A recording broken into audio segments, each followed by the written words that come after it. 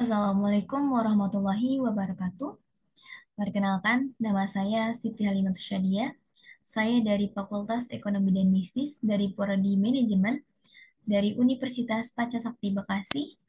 Semester 3, saya di sini akan menampilkan video untuk memenuhi tugas dari mata kuliah Manajemen Keuangan oleh dosen pengampu yaitu Bapak Dermawan MM. Nah, di sini saya akan membawakan atau menjelaskan materi tentang cara membuat neraca saldo atau neraca percobaan atau yang sering kita dengar tentang trial balance. Nah, di sini saya punya 6 pokok pembahasan yang akan saya bahas pada kesempatan kali ini.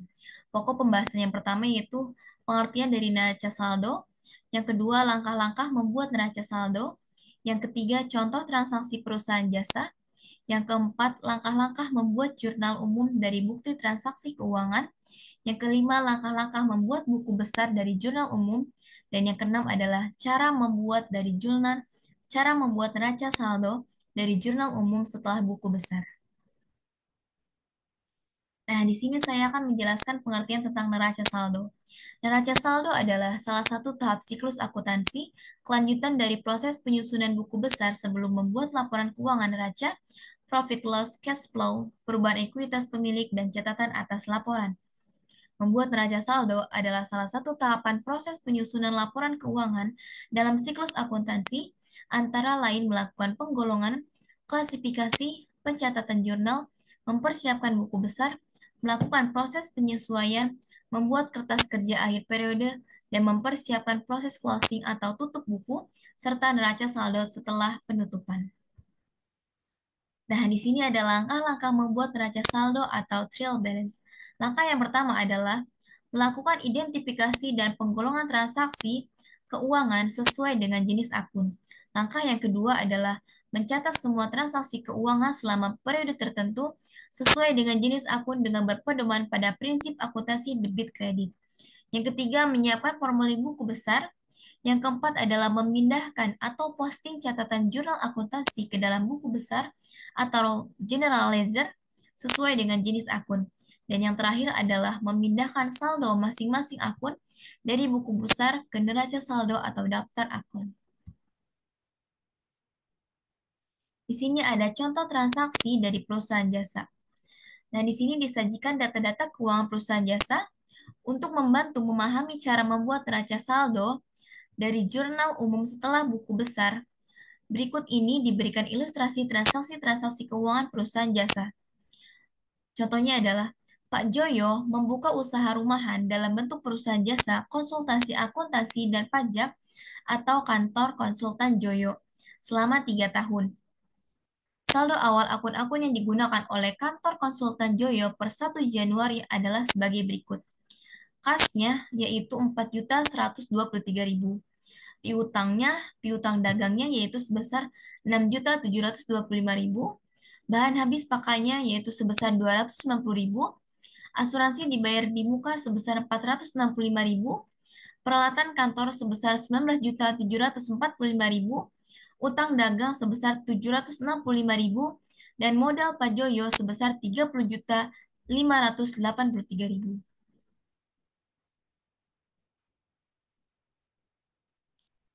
Nah, di sini catatan atas laporan keuangan adalah definisi atas catatan definisi catatan atas laporan keuangan adalah jenis laporan yang menyajikan informasi dasar tentang penyusunan statement of financial dan kebijakan akuntansi yang digunakan, seperti pengukuran dan asumsi.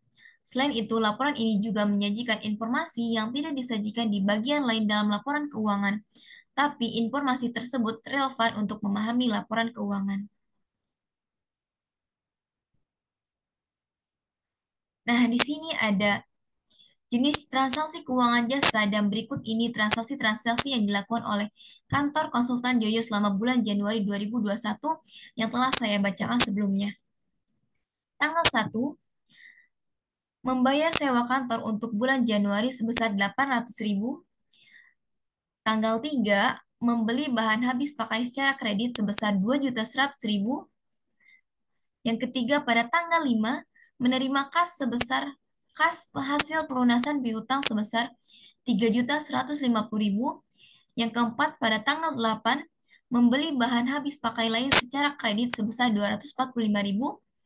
Yang kelima, pada tanggal 9, salah satu bahan habis pakai yang dibeli tanggal 3 Januari rusak, barang tersebut diretur dan mengurangi utang seharga barang tersebut yaitu sebesar 325.000.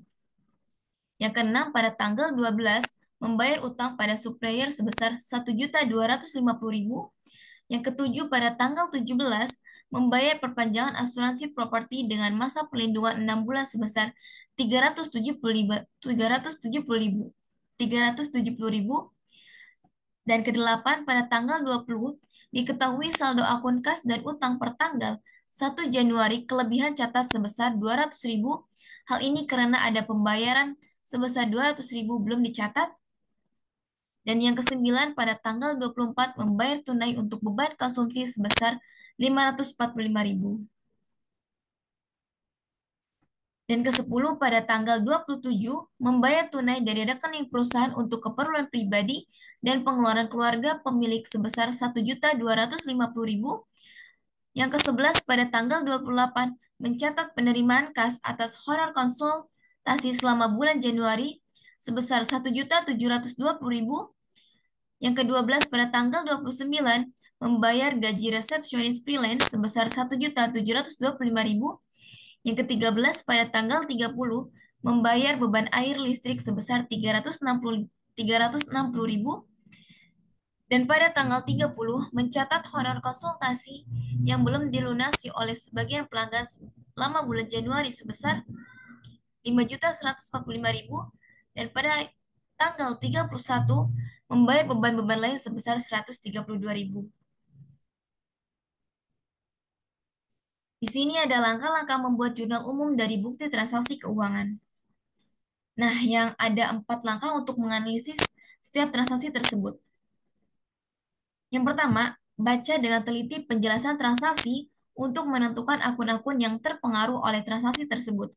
Yang kedua, untuk setiap akun yang terpengaruh oleh transaksi, tentukan apakah saldo akun tersebut naik atau turun. Yang ketiga, tentukan apakah setiap kenaikan atau penurunan tersebut perlu dicatat sebagai debit atau kredit. Yang keempat, catat transaksi dengan menggunakan ayat jurnal. Nah, di sini untuk mencatat transaksi-transaksi yang dilakukan kantor konsultan Joyo selama bulan Januari 2021, di sini ada contoh jurnal umum perusahaan jasa kantor konsultan Joyo periode Januari 2021 ke jurnal umum. Nah, di sini contoh jurnal umum perusahaan jasa transaksi tanggal 1 sampai 9, beban sewa yaitu sebesar masuk di debit sebesar 800.000, dan kas membayar sewa kantor Januari masuk di kredit yaitu 800.000. Karena adanya pengeluaran maka masuknya di kredit. Selanjutnya bahan habis pakai masuk di debit yaitu 2.100.000.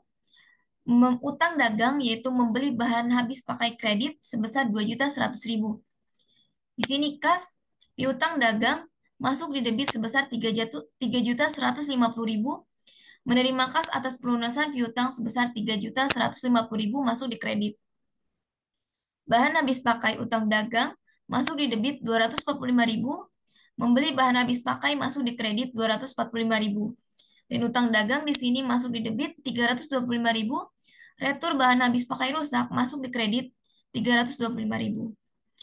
Di sini contoh jurnal umum perusahaan jasa transaksi tanggal 12 sampai 27. Utang dagang kas masuk di debit 1.250.000. Membayar utang pada supplier masuk di kredit 1.250.000. Asuransi dibayar muka masuk di debit 370.000. Memperpanjang asuransi properti masuk di kredit 370.000. Kas utang dagang masuk di debit 200.000. Mencatat pembayaran supplier masuk di kredit 200.000. Beban konsumsi masuk di kredit 545.000 dan masuk di debit untuk beban konsumsi masuk di debit 545.000 dan membayar beban konsumsi masuk di kredit 545.000. Free atau kas masuk di debit 1.250.000 dan Pak Joyo menarik kas untuk pribadi masuk di kredit 1.250.000. Di sini contoh jurnal umum perusahaan jasa transaksi 28 sampai tanggal 31. Kas honor konsultasi 1.720.000 masuk di debit. Menerima pembayaran atas jasa konsultasi akuntansi masuk di kredit 1.720.000. Beban gaji masuk di debit 1.725.000. Membayar gaji pegawai freelance masuk di kredit 1.725.000. Di sini beban air dan listrik kas masuk di debit 360.000. Membayar beban listrik masuk di kredit 360.000. Piutang dagang masuk di debit 5.145.000 dan mencatat honor tertan masuk di kredit 5.145.000 dan beban-beban lain kasnya masuk di debit 132.000 dan masuk di kredit membayar berbagai beban yaitu 132.000. Di sini langkah-langkah membuat buku besar dari jurnal umum.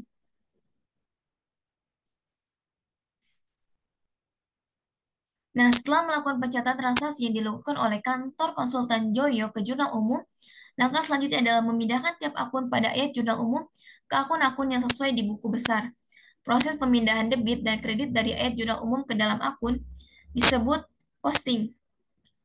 Pada contoh transaksi perusahaan jasa ini ada 14 akun yang digunakan.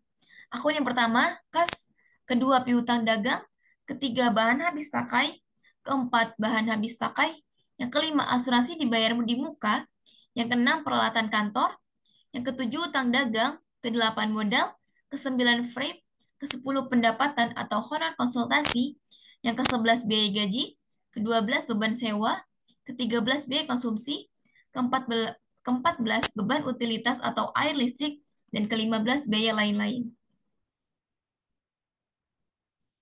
Di sini contoh buku besar perusahaan jasa kantor konsultasi Joyo. Contoh buku besar perusahaan jasa sama dengan atau akun kas. Di sini pada Januari dari tanggal 1 sampai tanggal 31 di debit pada tanggal 5 masuk 3.150.000 dan pada tanggal 1 kredit totalnya 800.000 yang pada tanggal 1 di debit 4.123.000 pada tanggal 12 masuk di pengeluaran di kredit sebesar 1.250.000 pada tanggal 17 di kredit sebesar 370.000 pada tanggal 20 di kredit sebesar 200.000 pada tanggal 24 di kredit sebesar 545.000 pada tanggal 27 di kredit 1.250.000 sehingga debitnya sisa 2.858.000 masuk pada tanggal 28 di debit 1.720.000 sehingga di debit saldonya sebesar 4.578.000 dikurangi biaya pada tanggal 29 yaitu sebesar 1.725.000 pada tanggal 30 360.000 dan pada tanggal 31 132.000 sehingga saldo akhirnya sebesar 2.361.000. Nah, di sini contoh buku besar perusahaan jasa. Contoh buku besar akun piutang dagang. Pada tanggal 1 Januari, saldo di debit totalnya 6.725.000. Sedangkan ada transaksi pada tanggal 5 masuk di kredit, keluar di kredit 3.150.000, sehingga debitnya sisa 3.575.000. Pada tanggal 30, di debit masuk 5.145.000, sehingga debitnya sisa 8.720.000. Langsung di sini ketiga contoh buku besar akuntansi akun bahan habis pakai. Pada tanggal 1 di debit sisa 250.000, sedangkan pada tanggal 8 masuk di debit jadi sisa saldonya 535.000. Di sini contoh buku besar akun asuransi dibayar di muka. Pada tanggal 1 debit sisa 465.000, pada tanggal 17 di debit masuk uang sebesar 370.000 sehingga debit saldonya sisa 835.000. Di sini contoh buku besar akuntansi akun peralatan kantor. Pada tanggal 1, saldo debit sebesar 19.745.000. Pada tanggal 3 masuk debit uang sebesar 2.100.000 sehingga saldonya sisa 21.845.000. Pada tanggal 9 kredit sebesar 325.000 sehingga saldonya sisa 21.520.000. Di sini contoh buku besar akuntansi perusahaan jasa akun utang dagang. Pada tanggal 1 kredit pengeluaran 765.000. Pada tanggal 3, kredit dikeluarkan 2.100.000 sehingga kreditnya sisa 2.865.000. Pada tanggal 8 juga sebesar 245.000 sehingga kreditnya 3.110.000. Nah, pada tanggal 9 terdebit 325.000 sehingga saldonya sisa 2.785.000. Pada tanggal 12 terdebit 1.250.000, saldonya sisa 1.535.000 dan pada tanggal 20 terdebit 200.000 sehingga saldo pada kredit sebesar 1.335.000. Di sini contoh buku besar perusahaan jasa atau akun modal. Pada tanggal 1 kredit sisa 30.583.000. Di sini ada contoh buku besar perusahaan jasa atau akun frame. Pada tanggal Januari tanggal 27 debit sisa 1.250.000 sehingga saldonya sisa 1.250.000. Di sini contoh buku besar pada akun pendapatan atau honor konsultasi. Pada tanggal 28 Januari, kreditnya sebesar 1.720.000 dan pada tanggal 30 kreditnya sebesar 5.145.000. Sehingga akun kreditnya sisa saldonya 8.865.000. Di sini contoh buku besar perusahaan jasa atau akun beban gaji. Pada tanggal 30 terdebit 1.725.000 sehingga sisa saldonya sebesar 1.725.000. Contoh buku besar atau akun beban sewa. Pada tanggal 1 terdebit 800.000 sehingga saldonya sisa 800.000 rupiah. Di sini contoh buku besar perusahaan jasa akun beban konsumsi. Pada tanggal 24 Januari terdebit 545.000 sehingga saldonya sisa 545.000. Di sini contoh buku besar akun beban utilitas air dan listrik. Pada tanggal 30 terdebit 360.000 sehingga saldonya sisa di debit 360.000. Contoh buku besar atau akun beban lainnya. Pada tanggal 31 terdebit 132.000 sehingga saldo debitnya sisa 132.000. Di sini cara membuat neraca saldo dari jualan umum setelah buku besar. Fungsi neraca percobaan atau trial balance. Fungsi neraca saldo adalah digunakan untuk memeriksa kesamaan jumlah total sisi debit dan sisi kredit di buku besar, sehingga menimbulkan keyakinan bahwa kita tidak membuat kesalahan ketika melakukan posting debit dan kredit ke dalam buku besar. Sebelum membuat daftar saldo, setiap saldo akun dalam buku besar harus dihitung terlebih dahulu. Ketika bentuk akun standar digunakan, maka saldo setiap akun akan muncul di kolom saldo pada baris yang sama dengan posting jurnal terakhir ke dalam akun. Di sini contoh neraca saldo atau neraca percobaan atau ultimate balance Excel yang dibuat dari jurnal umum setelah buku besar. Di sini kantor konsulen Johnson neraca saldonya atau neraca percobaan atau trial balance pada 31 Januari 2021. Kas yaitu saldo di debit 2.361.000. Piutang dagangnya sisanya 8.720.000. Bahan habis pakainya sebesar 535.000. Asuransi dibayar muka di debit, saldo debitnya 835.000. Peralatan kantor sebesar 2.520.000. Sedangkan hutang dagang dari Pak Joyo saldo kreditnya 1.335.000. Modal Pak Joyo dikredit sebesar 30.583.000. Frame Pak Joyo masuk di debit 1.250.000. Honor konsultasi dikredit 6.865.000. Beban gaji masuk di debit 1.725.000. Beban gaji, beban sewa 800.000.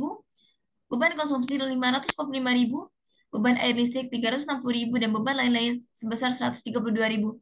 Sehingga saldo debit dan saldo kredit balance yaitu dengan total 38.783.000. Di sini ada format neraca percobaan atau trial balance. Format neraca lajur adalah bagian paling atas menunjukkan identitas neraca percobaan atau trial balance, yakni terdiri dari nama perusahaan menunjukkan identitas perusahaan yang membuat neraca saldo. Yang kedua, identitas jenis perusahaan laporan diisi dengan neraca saldo sebagai petunjuk bahwa ini adalah jenis laporan neraca saldo. Yang ketiga adalah tanggal periode di mana neraca saldo dibuat. Bagian berikutnya menunjukkan daftar akun yang situ sebesar ada 14 akun. Nah, perhatikan neraca saldo kantor konsultan Joyo di atas, jumlah saldo debit dan kredit adalah sama yaitu sebesar 38.783.000. Jumlah saldo ini merupakan akumulasi dari jumlah saldo setiap akun yang sudah dipindahkan dari buku besar ke neraca saldo. Kesamaan jumlah saldo ini menunjukkan bahwa proses pemindahan posting masing-masing akun dari jurnal umum ke buku besar sudah berjalan dengan benar.